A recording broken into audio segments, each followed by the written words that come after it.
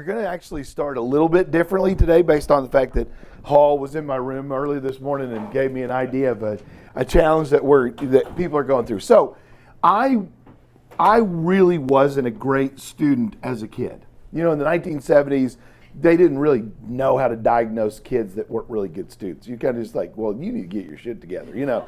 And so I struggled a lot and had no idea. So when I finally learned how to learn, I learned some lessons that I want to use as an example to carry over. So if we use this chart and we say, all right, this is knowledge, and this is a high level of knowledge, this is a low level of knowledge, and this is time. What we know in studying human behavior is that we learn in kind of a pattern that looks something like this, okay?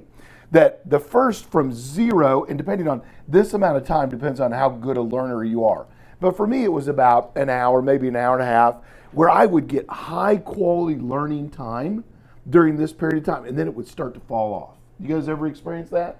Where the longer you study, you start thinking, oh my gosh, I'm getting less and less. So what we learned is that we need to take a break in here and have a period of time where we start over, and then during a 3-hour period of time, you get a lot more quality learning. Okay, so short study sessions and periodic break is really a known entity to help people really achieve well. The ones that have the least impactful learning experience are the ones that have too long a period of time, because there's a decline of the amount of retention that you can have over a period of time. Well, that really is the beginning of us talking about stress management. Yesterday we talked about mental health, and I was really thinking we were going to talk a little bit more about stress. So I want to talk about another model of stress management. If this is the level of stress, and this is also time, there's really good research about stress. And I want to say that the amount of stress that we have in the workplace is really based upon a couple of items. Number one, it's the most common amount of stress on the daily job. Okay, this is the block we call blocking and tackling, just stuff you have to get done. Like for me, I've got monthly requirements of reporting and paying, and I got to pay my bills, I got to go over the monthly reports, I got a whole bunch of things to do that cause me a little stress just because they have to get done. The other thing that causes me stress is anything from a personal perspective. Okay, so this level of stress added to it is personal stress. Now, you and I know that we've got employees that have mounds of debt. Debt does what to your stress level? It increases it significantly. So this is an amount of stress that you really can do something about based on life experiences or life decisions, right? But then within our work environment, what we'd love to have is a cyclical nature of stress that looks something like this. Wouldn't that be great? Wouldn't that be cute? How many of you have a time of stress, and then a time of just lovely, and a time of stress, and a time of just lovely? It really doesn't happen, does it? Okay, so cyclical stress is really healthy and really good for you, but it's really not very common. It's not realistic. Mark, can I ask a question? Yes. What we found is during COVID, that personal stress level, we were the bad guy for personal, political, religious, public health stress. So through this, if you have thoughts on how you help them identify it, it's something they really need to own and not attribute to us as an employer. Fabulous. Let's come back to that. I'm going to put together 2 more proposals of what kinds of stress and then a calculation of what we need to do. So what we're learning is, as of late, we're starting a much higher level of stress in our workplace, because all of a sudden now, within the hospice community, now we've got all sorts of additional regulations, not regulations, but additional obligations that we have to do to keep safe. We've got fewer employees, more out, people are sick, now we've got staffing crises. It's been really, really a challenge, okay? So the stress level has gone up, and it continues to go at a point where you think, wow, is this ever gonna fall off? So we have this one, the first type is cyclical, and then we have this one called enhanced. And enhanced is when there's a certain real stressful environment, but we know it's going to fall off at some point, right? That's a realistic thing. But the one that we're most worried about is chronic. And that's in which you have done, or the organization has done something in which the stress level within the organization continues to climb, in which we have no idea how long that's going to last. That is really damaging stress. So the idea that we've got to talk about today is, what is recovery? And how does a person, and this is not a company, this is a person, this is person by person. This is not a corporate issue, this is an individual issue. So we've got to get to a point in a stressful environment. Okay, good. I hate that when you start to cough and you know you're going to be okay, but everybody's panicking looking at you, and you're like, could you just look away for a moment? Glance over at me every once in a while, but don't panic.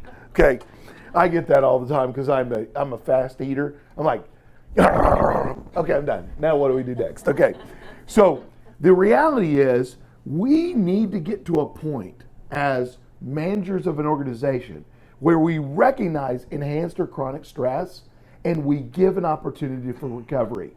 So the lesson about recovery, and let's use this as an example, is that recovery equals the intensity times the duration of the stress. That's impossible to achieve. If you've got 5 months of real great stress, then real perfect recovery is theoretically 5 months of relax. But that's not really easy to do. It's next to impossible, right? So if we have this chronic stress environment or this enhanced stress environment, and then we finally get some kind of reprieve and the stress decreases, then it starts again, this amount of recovery is in no way equal to this amount of stress, right? So we got a challenge. So one of the things that we got to do from creative individuals is learn from the lesson of the education, short study sessions and periodic review, or understand that recovery is equal to the intensity plus the duration of the stress, and understand that I really can't achieve that because I can't have somebody have a year of really stressful environment and now just ask them to take a year off, or don't worry about anything for a year, right? This is really a challenge. It's tough enough when we don't have COVID and we don't have all the obligations of a decreased staff. I don't know about you, but one of the, Patrick mentioned the other day, called Clayton and said, do you have any nurses? And Clayton said, no, we don't have any nurses. I mean, part of the palliative care struggle for Crossroads last year was they were using all their palliative care nurses to fill in on the empty spots on the hospice, right? So they were getting nowhere with palliative care growth because they had such a challenge of just staffing, right? So our question is, how do we go about achieving a situation within a chronic or enhanced stress level where we help people have little dips in their stress to give them a chance of reasonable recovery? Does that make sense? We've got to get to a point where, and this is the management job, this is the job of the managers of the organization, is to say, how do I achieve something that helps people relax? Okay? This is tough. There is another thing that I jokingly call self-induced stupidity, which is the 4th level of stress, where you just made such terrible decisions in your life, your stress is off the charts, and there's not a damn thing I can do to help you about that. Okay, because you just, those are really tough. So I'll tell you one thing we did last year is, one of the things that we did is, I know that this can be a challenge, and we're going to decrease this by having little breaks and doing little fun things. One thing we do is a couple of times a week, we break at 3 o'clock and everybody goes and we do meditation. And we've got a little meditation app, and Emily will push it. We'll all lay down on the floor and everyone just unwinds for about 10 minutes, 12 minutes, as long as that person is speaking. And then you pop up and there's just a little bit of recovery. Now, last month we did a walk challenge. So every day at 3 o'clock, you get a partner, you go and walk the parking lot if it's not raining, and you just relax and talk and then come back more refreshed. It's a really good strategy in chronic and enhanced stress, because you know that if they continue to go like this, there's going to be some kind of fall off or breakdown. You've got to give people. The other thing is, I think we have to focus a little bit on this personal stress. So one of the things we did last year is we created every other week an opportunity to teach our employees about debt management and wealth creation within their current salary base. So it wasn't the amount of money, how much money they make, it's how much they save and invest.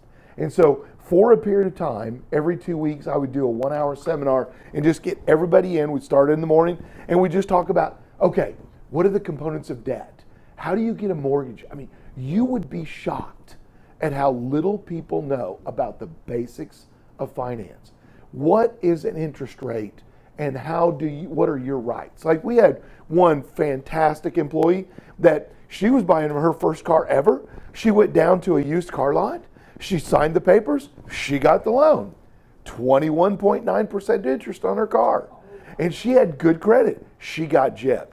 There's an obligation that she didn't know about. That's the truth in lending laws that say they have to disclose what that is and what it means, but they never did it. She just signed. She didn't know any better. So she went to Paul and said, I'm in real trouble. I can't pay my bills. Paul said, go talk to Mark. That was the trigger that said, we're dealing with employees that are dealing with a high level of stress, not just job-related stress, not just the normal blocking and tackling, but we're dealing with this kind of thing. So I would propose to you, consider a couple of things. What can you do on a daily basis to give people a really fun or enjoyable 10 minutes? Just a reprieve for a few minutes. What can you do to help them decrease that stress? Because what we do know is that in the hospice environment, if we continue to have a high level of stress, they will find a solution to their stress, which might mean they leave you. That's the reality. And we also know that it costs the average hospice about $26,000 to find, recruit, and hire a nurse. Just the cost. I don't know, it might be more in your market or less in your market, but nationally, when we did the research, $26,000 to find a nurse. That's really costly. And then that doesn't even consider the amount of time it takes you to train them and pay them for training before you can put them in the field. I mean, for example, at Heart and Home, they're going to train them for a month. So they have to really do a good job keeping those people because it costs so much to recruit them and find them. And then it costs a month's salary to train them, plus the trainer, plus all the systems they use for training. So this is a big deal. Let's talk about that a minute. Who's got an idea of things that they've done really well to decrease stress within the organization? Anybody? Yes. We've done meditation. Something we've rolled out as part of the grant. That's been helpful. Really, it's cool because you can use a meditation app. You don't have to have an expert. You just push the button, turn down the lights, and let everybody just kind of sit. It's kind of funny too. We'll get snorers. Somebody is under so much stress that they fall asleep and start snoring. Right, Jordan? Who might that be? Okay. I'm not pointing any fingers. No, I'm just kidding. Yes, Hall. What we find is when you go on a vacation, the best part of the vacation is looking forward to the vacation. It's kind of that part. So we have. Oh, thank you. Thank you, Jamie. In a similar way, what we find is if we're going to have a 15-minute break or a 10-minute break or even an ice cream break on a Thursday, we'll often announce it a week in advance. People just kind of look forward to it. It kind of is a break within the anticipation. And then we also like to make things spontaneous. So we found by moving it around, that helps even make it less stressful or funner. Yes, Jordan. I've got a couple things that I feel like are pretty simple. So in our organization, everybody has kind of free reign of sending emails to each other. You can send a team at PDCRX, and Jamie sends out funny memes and emails. I love getting that stuff. Same from Emily. Just reading emails that aren't really work related, just fun. I feel like that is a little bit of recovery. And then also, I like doing like office pranks. So Mark he definitely remembers this. So at our old office, I fashioned in fake legs and shoes in one of our stalls. And so this fake person was pooping all day long. And the entire office, even the women knew about this guy. This guy's been on the toilet all day. Every time I ask him if he's okay, he doesn't talk. And so around 3 o'clock, Mark is storming into people's office looking at their shoes. Yeah, for red 'cause shoes. I'm thinking, And I realized, oh my gosh. He said to me, I'm looking for red shoes. And I could tell he was very upset. I was like, oh crap. So I ran down to Mark and I was like, Mark, those are fake. Like, I just put those there as a prank. I mean, I bought this hook, line, Yeah. and sinker, and I was not happy. Every time I went into the bathroom to pee, that same person was still in Yeah. there. And what was also funny is we had these sheets on the bathroom that said, did you know that if you spend 10 minutes in the bathroom every day pooping, times 365 days, times whatever, you've been paid, 4 weeks a year for pooping? Yeah. And I'm like, God, it 40 drives me hours crazy. Yeah. But just little stuff like that I always like to do. It helps me personally. I love pranking people. I do packing tape across people's doors so they like walk right into it on their forehead. But yeah. Well, okay, I'm glad you told that story because that was really funny. Okay, but on a serious note, thanks, Joey. All right, what are some things that we can do to be creative to reduce stress? Anything else? Yes. Just one other thing for my AVPs or some of the directors, just take 1 day off a month. Contact. Yeah. That's it. 1 day off a month comp time? Fantastic. I mean, it's a really good investment. I love it. It's a good investment in your team. It's fantastic. Okay. What do you guys think next year when we talk about, we think that stress management is really a good discussion item.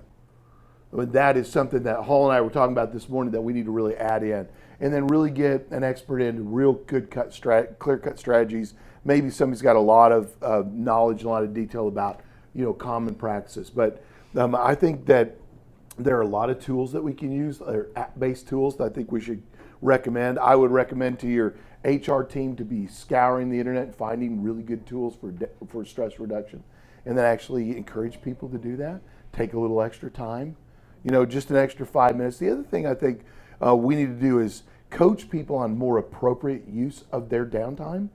So it's kind of funny. Henry Ford was notorious as a business entrepreneur for actually hiring private investigators to track his employees and watch them and find out how they recovered.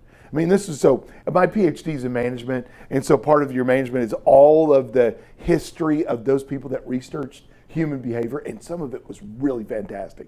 And Henry Ford was one of the evil ones that really did things that now are illegal. Well, testing or human subject testing, that now when you do your dissertation, you have to write that you're not going to do anything mean to any human subjects, right? But he was the kind that would had people peek in windows, find out what are they doing at night, how much are they drinking, how much time do they spend at the bar, how much time do they spend at home, because he wanted to make sure that they were having recovery sufficient enough that they were coming to work ready to go. That's important. So one of the things I deal with is a really very, very dedicated workforce where I have to go and say, okay, go home now. I mean, seriously, get your stuff, pack up your stuff. Debbie, go home. I'm not leaving. I can't go home until you go home, so let's go. We're going together. And then we walk out together because that's how we get Debbie to break, So, I think we have to really manage that in a crisis environment, and it's going to be tough. I don't know how long this thing's going to last or what next year looks like, but I know that if we don't start planning now, we'll have no plan. Okay? Please do. So just about the stress part, do you guys get the Wisconsin Palliative Care Fast Facts? Have you ever heard of it? So it's Wisconsin Palliative Care Fast Facts. There's an app. You can also put your email in there, and they send you a fast fact every Friday. And the one today is on caregiver burden and stress because this just reminded me of that because it's not just us going through the stress. It's all the caregivers and the patients, even more so than anything right now because they're isolated. Yeah, wouldn't it be nice if we did a better job as an industry coaching our caregivers to really take time away and relax? This is my mom's biggest problem is my mother doesn't take time when there's somebody there to provide care for my father to actually go do something for herself that gives her a chance to refresh. And so consequently, she's living in a chronic environment of stress in her life with no recovery because she will not take the recovery time. So that's great. That's a good example. That's a good idea. Thank you. All right, let's talk a little bit about creativity. All right. So you guys know, and you know I'm a big advocate of the use of our mind and understanding who we are as people. Everybody in here, I believe, has been through kind of the test of your creativity. Has anyone not taken the test? One? We've got one? All right, we might have to do it just to have fun with you. Okay. But I want to spend quite a bit of time talking about creative environments because I heard it discussed yesterday just around the fire pit and talking about creative environments. Actually, Tim was interesting yesterday because Tim Ehrig was talking about, well, we really don't know where creative ideas come from. Do they come out of stressful environments? Some people say that necessity is the mother of invention. And so when we get really stressed out, all of a sudden we're focused on a problem and the necessity becomes innovation, right? And then some people say, well, you could go for a walk in the woods and you get, well, those are really great creative environments. But I want to talk a little bit about the importance because even though we've talked about it in the past, we should really reiterate and talk about what it is that helps you get to a place where you get really great ideas. And it's different for every person. So I want you to think for a moment about where it is that you find the most peace and the most harmony in your mind. And I want to give you some examples. So I find that whenever I'm doing anything outside with my hands, that I get really great ideas. I have a thing called a botanical that I take. And so walk around my yard, touching my plants and trimming off every little broken little stem. I absolutely love this. It's like my favorite thing to do because I get so many great ideas and so much clarity of thought when I'm not in an office. So I'll go and I'll talk to my plants and I name them and I trim the little things and I pick up stuff and I rake and I just love it because that's where I get good ideas. However, you've got to be aware of the fact that that's part of what you're doing and have a place where you can write some ideas down. So one of the things that I try to do is I try to walk around with my space pan, which I've lost. Do you guys know what a space pan is? It's a little silver pan that looks like it's just about that big and you take it and turn it back the other way so it fits in any pocket. But they're super easy to lose. That's why you have to have like 25 of them because you can lose them and then you can't find them. But anyway, I have a little piece of paper and a pen or I have my phone and I take it out and I'll put something in my notes so I remember it because those ideas come out of the preconscious mind. You recall that we've talked about in the past that the brain is really, or the thought process, is really broken into three categories. You've got conscious thought where you're totally aware of everything you're doing right now. Preconscious is that level where you're deploying or you're involved in a task. And so you're painting a wall and you're paying attention to getting close to the edge and not getting up on the ceiling, but you're really not fully paying attention. The most common example of preconscious thought is driving. You're not really looking at everything. You're not really paying attention. Your mind is kind of on autopilot. But in the back of your brain, things are going like crazy. Well, you've got to be aware that you get in those situations. You've got to say to yourself, that's a really good time, and I need to break and put my ideas down. So have a piece of paper or your phone at all times. Let's talk about the morning drive. And that was part of the discussion yesterday. We were talking a little bit about what do people listen to on the radio. Somebody, what do you listen to? Give me examples. Country music. Why? Have you ever heard the songs before? Yeah, usually. Usually? Okay. Does anybody listen to something different than country? 90s on 9. 90s? On 9? Oh, so you're XM or Sirius. Yeah. Okay, great. Yeah. I'm an 80s guy. Yes. Brooke and Jeffrey show. Brooke and Jeffrey? Are they funny? Yeah. Okay. Anybody else? I pick a song for my playlist. Okay, so your playlist. And is it music that you know? Yeah. Okay, very good. So let's consider this, that one of the things that we do in the morning when we're getting ready to drive in is we get settled, we got our coffee, we got our car, seats all prepared, everything's ready to go. We have cleaned our windows, we know that the windshield wipers are exactly, if it's rain, everything's prepared. So we've thought through all that process, or at least subconsciously. One thing we should do is determine what it is that you want to achieve. Do you want your morning to be relaxing, because you've already had enough stress. And if you want it to be relaxing and not productive, then I highly recommend listening to something you have to pay attention to. Like, I like Bobby Bones. Do you know the Bobby Bones show? So I think Bobby Bones is hysterical. So I have to pay attention to it. I have to pay attention to that show. So whenever I listen to Bobby Bones, it's probably because I want to relax. I'm not really interested in being creative right now. So I listen to Bobby Bones because I'm paying attention. So I'm in conscious thought, not in preconscious. But if I've got a problem and I'm going to the office really early to work on a problem, I don't listen to that. I don't listen to talk radio or the news. I listen to music that I already know because it becomes something that helps me drop down into that preconscious thought. My best times, and I don't know what your best time, my best time is 6 in the morning at the office because no one is there. And I have dry erase boards all over the office in weird places. So if you go down toward my office, which is at the end, there's a little hallway where we have our computer storage, and that hallway's worth absolutely nothing. There's no value. So I put a big dry erase board in there. That's where I sneak in there where nobody can see me, and I write. I write all over dry erase boards so that I can get my ideas out and then see them and move them around and get an idea of them. That's how I play with my ideas.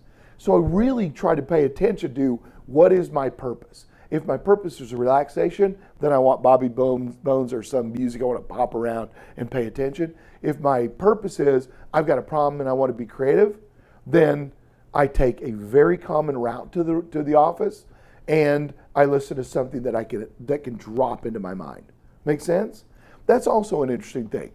Choosing your route to your office is also an important item. I don't know how you go, but you know there's 19 ways that you could go, right? So depending on different days, if I'm stressed out, I don't take the instant route to the office. I'll go around and go see something new. I'm still going, but I'll cut through some things, see some trees, go look around, just try to get decompress, not be depressed, but decompress. If I'm really trying to think about ideas, I take the most common route to the office I don't have to think about, because then I'm all of a sudden in auto mind mode because I'm in preconscious thought. Who's got something they can share that's an example? Anyone? Hall. Likers in here. Anybody got pets? Okay. When I am stressed, when I have to process something, I go spend quality time with my dog. And I start talking to my dog. She can't talk back, but she acts very interested because I'm normally scratching her head at the same time. And it's one of those things, it's a subconscious thing. I don't have to think about it. That's how I use my dog. I have to have a dog for that reason. Good. That's great. Thank you. Anybody else? What's a good environment for you? Yes. Running, Yes. because I'm not having to think about, and if I'm on a route that I know, like you just get lost in your thoughts, like you're not even thinking about the run or how tired you are, but you're like, sometimes I'll find myself and I'm like, oh, I'm done with 3 miles and I don't even know how I got here, like, because you're so. Well, there's a physiological advantage to running as well. So not only is it increasing your endorphins, it's left, right, left, right, left, right on your brain activity. So that's fantastic. So let's talk about that just a second. Oh, I want to talk about this. How many have you guys seen this, the empowerment model? This is really a great tool for you to think about the environment in which you create for your employees. So this lady named Carolyn Bassett came up with this model, and it was really great. And basically it says that there are 2 kinds of things very important to a person's ability to feel like they're making a real contribution in the company. And the first one is their capacity. And in capacity, we're talking about either inauthentic or authentic capacity. So let's think about this. The capacity is the ability to make a difference in the organization. There are some of your employees that really make a difference every day. And there's some that don't make a real difference every day. They're kind of blocking and tackling and they get stuff done. You're happy that you have them, and they're needed, but they're not people you're going to really rely on to really make an impact. So a person that has authentic capacity to make a difference is somebody that can do it over and over and over. They're good every day. Now, maybe not every day, but 29 out of 30 days, they're really good. They have authentic capacity to make an impact. People that have inauthentic capacity to make a difference are people that guess. How many of you have hired young people out of college and they love to guess? This is something I get straight right out of, right. I just interviewed a guy to be a new accountant underneath our assistant controller, right? And one of the things that I don't like about college grads is, especially in business school, is that in business school, you get to your last class, which is like senior seminar or a strategy class, and you have to make these presentations. And at the end, you have to answer questions. So your grade, whether it's an A or a B, is predicated on how well you answer questions. Well, what if the professor asks a really tough question and you can't say, I don't know, I'll get back to you. You have to, in that environment, you have to answer the question. So we have trained these kids to make shit up and hope they're right. So in my world, I have to tell people, if you make shit up, I rely upon it. And if you're wrong, that is a death nail to you and I, our relationship. I need you to say, I don't know, but I'll get back to you. So we've created in business schools a inauthentic capacity to make an impact where people guess. It's like flipping a coin. You got a business decision, you flip a coin, heads, okay, yes, we go with it. That's not authentic capacity to make an impact. That is not strategy, okay? So that's this kind of person. Now, let's talk about environment. You have two types of environment.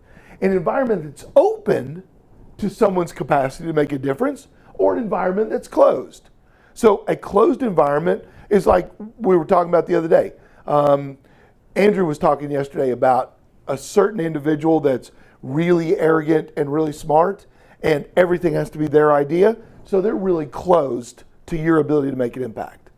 The majority of us, I've noticed, are really open to the ideas of other people. We want everybody to be involved. So if you have an environment that is closed to people who have a real ability to make an impact, you're going to have real frustration. The employee has frustration, not you.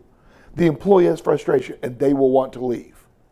If you have an environment that's open, but you have an inauthentic individual, they're just rely upon luck, and you're not going to get that over and over and over. You can't sustain a company on luck. So what you're really looking for is creating an environment that's really open to people making an impact, and finding people or listening to people that have authentic capacity to make impact. That is where empowerment lives. That's what it is. The very definition of empowerment is a person that has the ability to make a difference in an environment that's open to them to do it. Can you create that within your organization? And if you can, you're going to have really good opportunity to grow. This, I believe, is where iterative adjustments live. You guys know, if you've heard me enough, that I believe that creativity is a journey of little steps. Most people that don't know much about creativity believe creativity is a Star Trek episode where Scotty says, beam me up. And all of a sudden, there's, and then, you guys know this, right? You've seen Star Trek, right? That was like the most incredible thing when I was a kid. Like, oh my God, how can they do that? But then realize, I used to watch the Jetsons, and in the Jetsons, they had televisions where people could talk to each other. And it was impossible. It will never happen. Now we can do it on our phone in our pocket. So there may be a day where people like Scotty can beam us up from one place to the other, but we're not sure of that. Anyway, I digress. The reality is, creativity best occurs in an organization with little iterative adjustments, little steps. Okay, where do we go from here? How do we make it better? What questions do we get?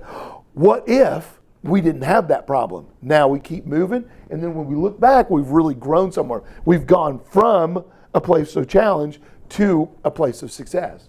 So I wanted to show you this empowerment model, because what I wanted you to really consider is, what am I doing in my environment to really create openness for capacity? I shared a little bit with you yesterday or the day before, I don't recall now, but one of our companies is run by a very, very smart, insecure person. Extremely intelligent. And because the person's so intelligent, people just kind of step back and let him lead, even though he's created an opportunity or an environment that's completely closed. It's closed to anybody else's ideas. And consequently what happens is people quit.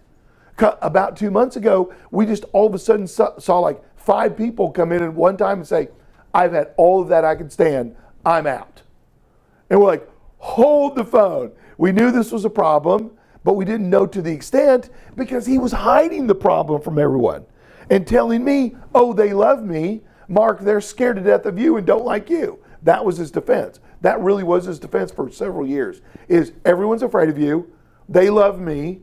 Just let me handle this. And then all of a sudden we had mass exodus. So I went to the company and the guy said, please don't leave. Get to know me. We're going to open this up. So we had to change. I had to take the culture away from him. Today's his last day. I wish him the very best, but he needs to move on and go do his own thing. And we need to get to an environment that's open to people's ability to really make a difference. Okay. Just between you and I, from a management perspective, this is tough. I look at people, I shouldn't even say that, I can't have this recorded. Yeah, I'll do it. I look at people in 3 different categories. These are my employees. There are mules, workhorses, and thoroughbreds. That's how I look at people. Okay? And if I owned a farm and I had a mule, what do I do with my mule? I bring my mule out, I hook my mule up to a grinder, and the mule walks around in a circle, and I make sure that that mule has got a great shelter and is well fed, but I don't really have to do much with the mule because the mule doesn't want to be anything but a mule. And then I have these people that are called workhorses. And the workhorse is somebody that's really fantastic at their job.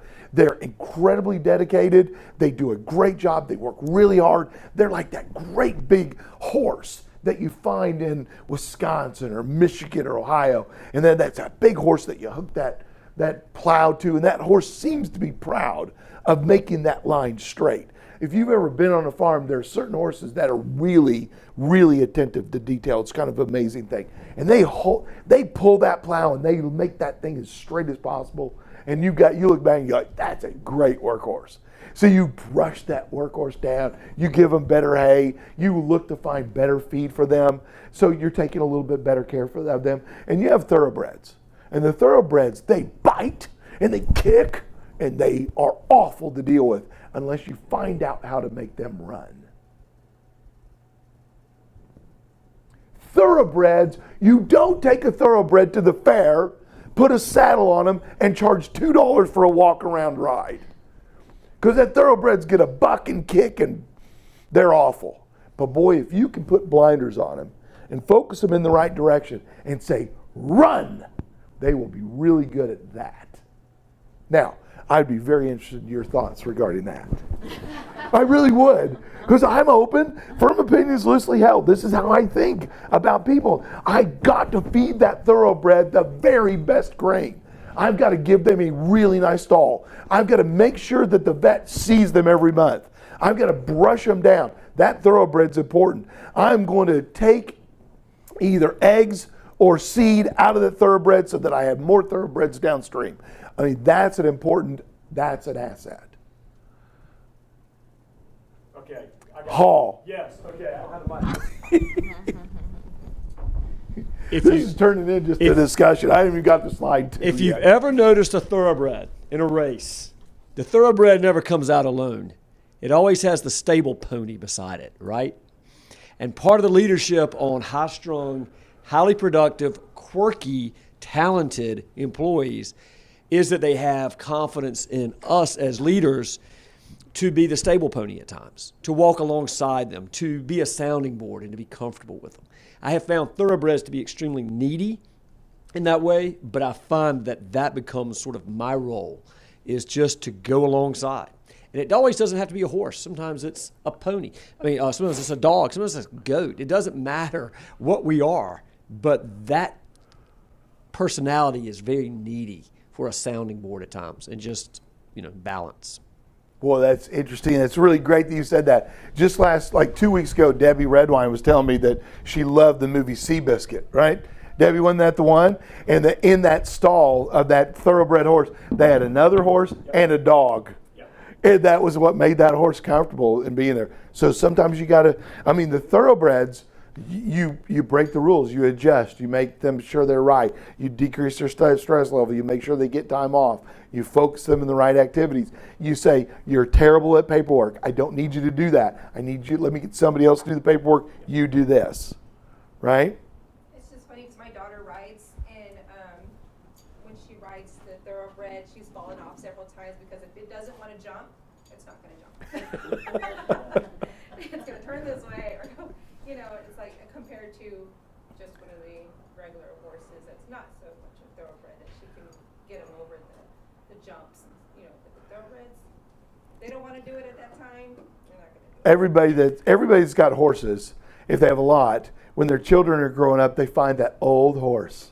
You know, that old horse they call Nally or Nana or whatever, and they say, okay, we're going to give this Nana. It's because Nana's gentle. Nana's compliant. Nana's a loving horse. You don't put them on that brand new colt that you just broke, and no way. Okay, let's continue. Okay, so why do we get our best ideas in the shower? That's the question. Why do you get your best ideas running? Well, it's really for a host of reasons, but as an athlete, it's the same reason that I get my best ideas by walking around the yard. One of the reasons that I get my great ideas walking around the yard is I usually have a glass of wine in my hand too, and that helps me to come down a little bit from all the stressors. And if you get enough wine, you're not getting any great ideas. If you get too much wine, you have great ideas that tomorrow you realize those were terrible ideas. Okay, but why do I get the best ideas in the shower? Because I'm using multiple arm and leg activity. And it's not about your arms and legs. It's about the cross-functionality of your body and your brain. So we're going to talk about hemispheric integration, auto-process thinking, and idea-friendly environments. So we've got two sides of our brain, right? Now, there's a lot of arguments, and there's people that believe that, wow, this is really a simple model. That's okay.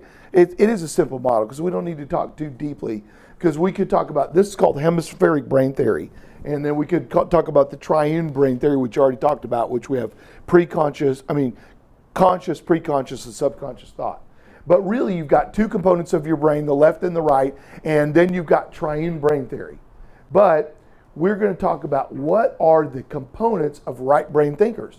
Right brain, people that are right brain dominant are really very artistic, very verbal, understand spatial elements that are very important in art. They're very intuitive, they're very excited, they get ups and downs.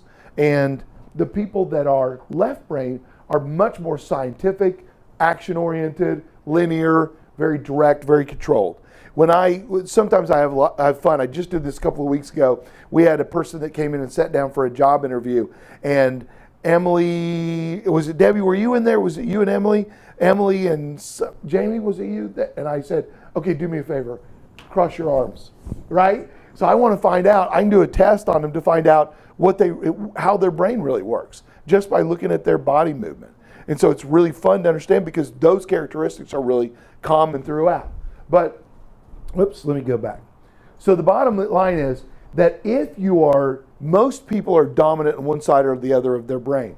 And if you're left brain dominant, you naturally are more inclined to scientific, strategic action, very linear focused processes, and very direct and controlled approaches. These are really good medical people, scientific people. These people are our social workers, our artists, our marketing directors, our graphics design people. They're different. They're artistic, they're verbal, they're spatial. Now, there's a commonality right in here that connects these two pieces. So you're not necessarily one or the other. You're a combination of those two depending on who you are and how you were made. So it's really fun to find that out. Should we do it? Who's not done this? Okay, well, we're going to do it. Do you have a piece of paper? Everybody take a piece of paper out and let's just walk through it, and we'll do a fun little test. And then we're going to talk about, since we've done this before, most of you, we'll take this to the next step and we'll say, what do you do about this? Now, not just who are you, but okay, I need to be able to see that. We've got about 7 minutes. 7 minutes? I was told 2 hours. Okay, 7 minutes. All right, here we go. I'm just kidding. Okay, everybody take your hands like this. Do this. Stick your hands way up high. Now bring them together. Which thumb's on top? Okay? Just tell me. Just put it down right there. Do a check mark on either left or right for the thumb. Okay? All right. Now, are you right-handed or left-handed? Okay? Put that down. That's number 2. Okay. Now, look at a friend and wink. Jamie, do you have a little trouble winking? Yep. A little bit. Okay. All right. He's like, A little bit. I respect it. okay. Jamie's like, let me force it. Okay. All right, now write that down. Now, everyone look at a friend and smile. One of the sides of your face is going to go up higher than the other. It just happens. We don't have perfect faces. Patrick, it's your left. Yep. Okay, now, go like this. Stick your arms out here. Wiggle your fingers. Now cross them. If you had a watch on, like see mine, my watch is on my left. Which wrist is on top? Which arm is on top? Okay? Put that down. All right? Now, I'm going to roll a ball to you. Oh, no, that's feet. Let's cross our legs. Okay, everybody get comfortable. Cross both legs. Which one is most comfortable on top? Okay? Like, well, say, like this. Not sure. Okay, it's this one. All right, which one? You got that? Okay, now I'm going to roll a soccer ball to you. You're going to naturally run out and kick it with what foot? Okay, now, everyone look right here at my nose. Okay, I want you to pay attention to your eyes. I'm going to ask you a question.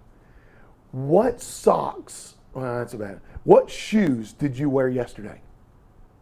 Okay, I just watched Patrick. He looked down and to the right immediately. He said, what shoes did I wear? Down and to the right. So you would go right.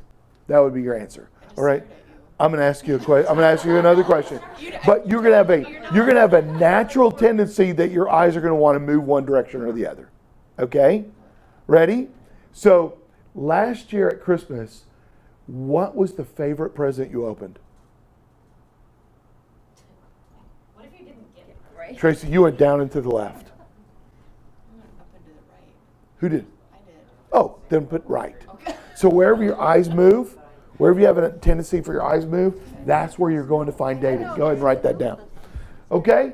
Next, visualization. Okay, I want you to imagine that it's 1971 or 72 when they had the Nike Cortez, if you guys remember that. 1971, we didn't have digital clocks. We had face clocks. It's 3 o'clock and it's time to go home from school. And you're super excited. If you're like me, you're like, oh God. The bell rings, you grab your stuff, and you run because they don't own you anymore. Because this has been a miserable experience. Okay, so I want you to take your thumbs, and your thumbs are going to represent the hour hand and the minute hand. But you're going to close your eyes, don't look, and what you're going to do is stick your thumbs up and mirror the minute hand and the hour hand. Go, do it. 3. Awesome. Don't anybody look. It's fantastic. You should see this from my perspective. Okay, now, tell me which hand was on the 3. Okay? Go ahead and put that down. And finally, now, you're going to do this? All right. Take your thumb straight out here. Put it right in front of my face. Now close one eye or the other. Tell me which is your dominant eye. One eye is out to the side doing absolutely nothing.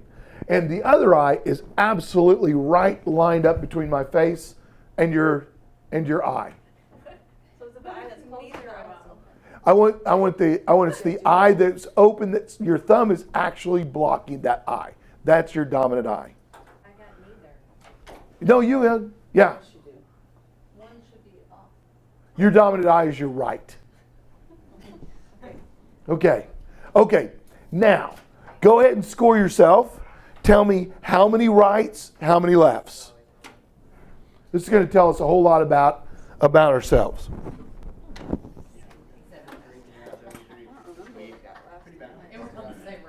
Okay.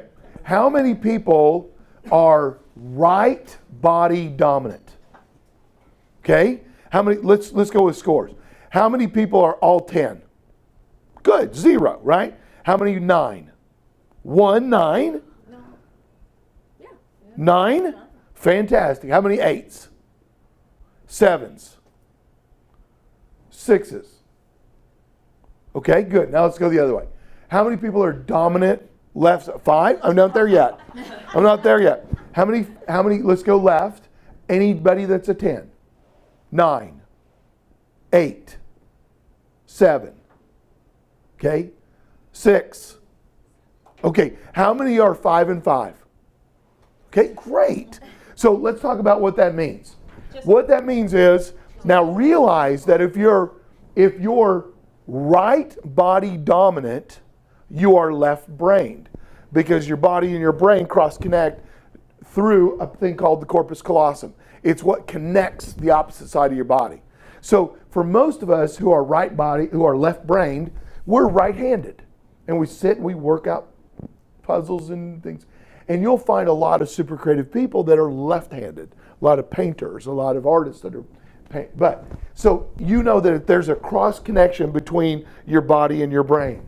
So these people that are mostly artistic, verbal, spatial, they're mostly left or right brainers, will use the left side of their body a lot. Now, is this consistent with what you see? Those of you that are right body dominant, are you very linear thinkers? Do you think about a process? Are you very structured? Are you very organized for the most part? How about you guys that are left? Are you more artistic, more spatial? No? No. I saw you, I was like, well, this isn't going to match up. Because I know I'm not right brain. Creativity. Jordan is my right brain. Okay, let me ask you a question. Jamie, you were left body dominant. When you see a medical problem, do you see an algorithm or do you see a functioning system, a body, and all the things that connect? Do you follow a rule path in your mind that is static? Protocols. That's not what I asked. How do you see the body when you look at a problem?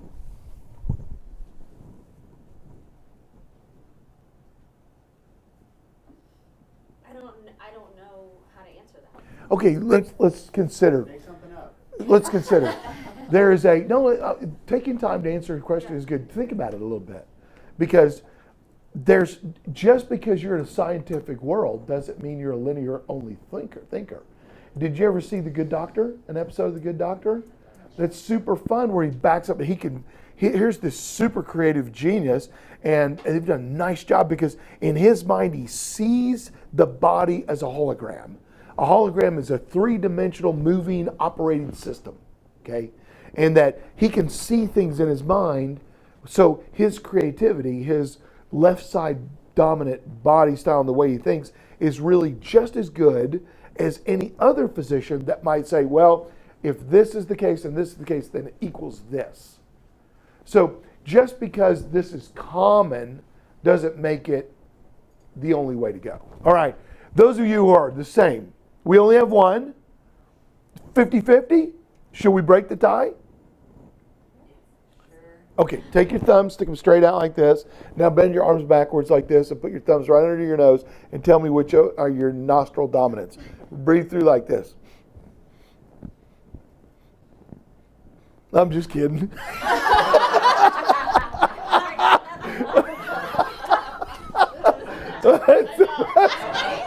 Just kidding, that doesn't work. The truth is, your nostril dominance changes about every 45 minutes based on your nasal passages, unless they're really stopped up, kind of migrate and move based on inflammation and things. It's really, the body's amazing. Okay, let's go back to this.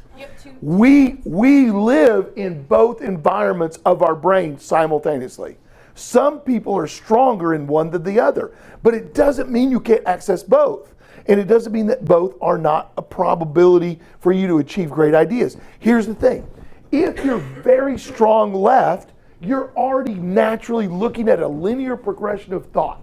Boom, boom, boom, boom. What's next? If you're right, you're thinking about all these things that could be possibly in there. And we need both. So when you deal with a problem, the reason you get so many great ideas is because when you go for a run, left brain, right brain, left brain, right brain, left brain, right brain, you're operating in both your linear and your nonlinear processes at the same time. So something outside of the box is being introduced because a linear thought process is very strategic. I first recognized this when I first met Paul Hagen. He was about 13 years old. I was dating his sister and about to get being engaged. And I would sit down and say, Paul, tell me about the basketball game. And Paul would say, well, on the way to the game, we went to Burger King. But after, we got ice cream.